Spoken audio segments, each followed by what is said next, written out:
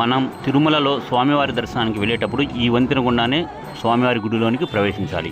అయితే ఈ వారధి ఎప్పుడు ఖాళీగా కనిపించదండి, ఎందుకంటే తిరుమలలో ఎప్పుడు నిత్య కళ్యాణం పచ్చతోరణం కాబట్టి. అయితే అది ఎప్పుడైనా ఒక్కసారి ఒక 5 నిమిషాలు ఖాళీగా కనిపిస్తుంది. అది కూడా స్వామివారు మాడవీధుల్లో ఊరేగింపుకు వస్తున్నారంటే ఈ వంతెన ముందు భక్తులను ఆపేసి దానిని ఖాళీ చేసి ఈ వారధిని వెనక్కి తీసుకెళ్తారు. గజేంద్రులు, భజన బృందాలు, స్వామివారు ఈ వారధి ప్రదేశం దాటడానికి మినిమం అరగంట టైం పడుతుంది. స్వామివారు అవతలకు వెళ్ళగానే ఈ వంతెనను దేవాలయానికి లాగి కనెక్ట్ చేస్తారనమాట. గుడి వైపు కనెక్ట్ అయ్యే వంతెన భాగంలో కింద 2 వీల్స్ ఉంటాయండి. వాటి ద్వారానే వెనక్కి వెళ్ళటం కానీ ముందుకు రావడం కానీ జరుగుతుంది. వీడియోలో చూడండి. ఈ వంతెన అనేది స్వామివారి గుడికి దక్షిణ భాగంలో ఉంటుందండి.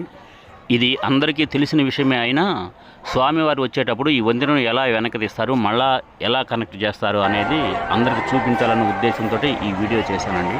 గోవింద.